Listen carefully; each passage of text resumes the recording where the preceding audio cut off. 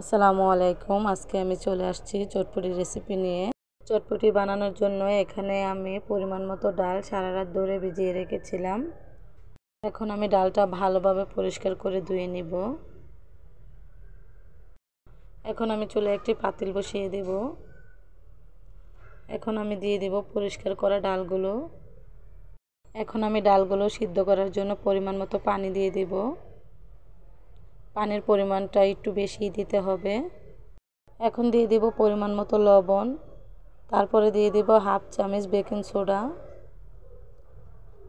এখন দিয়ে দিচ্ছি অল্প পরিমাণ হলুদের গুঁড়া, তারপরে দিয়ে দিচ্ছি দুটো কাঁচামরিচ কুচি, সাথে দিয়ে দিচ্ছি হাফ চামচ আদা রসুন পেস্ট।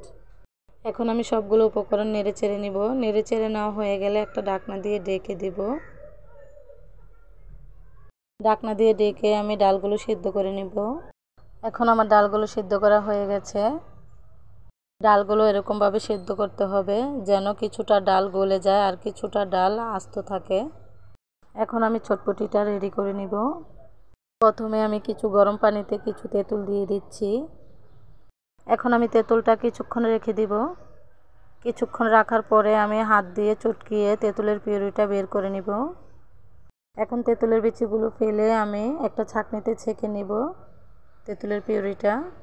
এখন আমি একটি ছাঁকনি দিয়ে ছেঁকে নিয়েছি। এখন দিয়ে দিচ্ছি পরিমাণ মতো লবণ, তারপরে দিয়ে দিচ্ছি দুটো কাঁচামরিচ কুচি, সাথে দিয়ে দিয়েছি কিছু শুকনো মরিচের গুঁড়া আর এক পিস লেবুর রস। এখন আমি হাফ চামচ বিট লবণ দিয়ে দিব। এখন আমার টকটা বানানো হয়ে গেছে।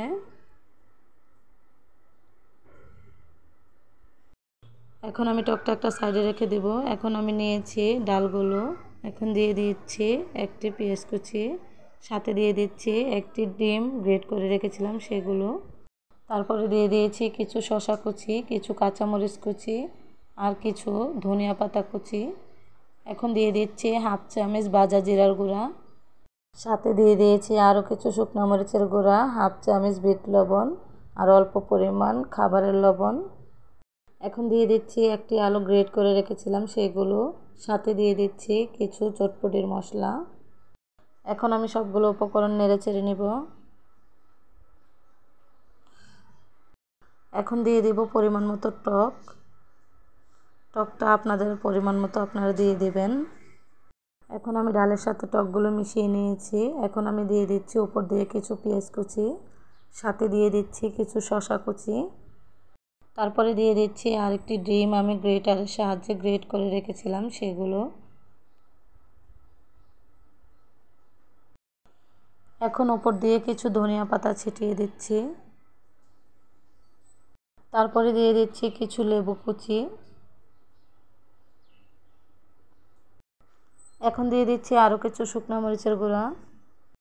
এখন ওপরে আরও কিছু টক দিয়ে দিচ্ছি, তারপরে দিয়ে দিচ্ছি এক পিস লেবুর রস।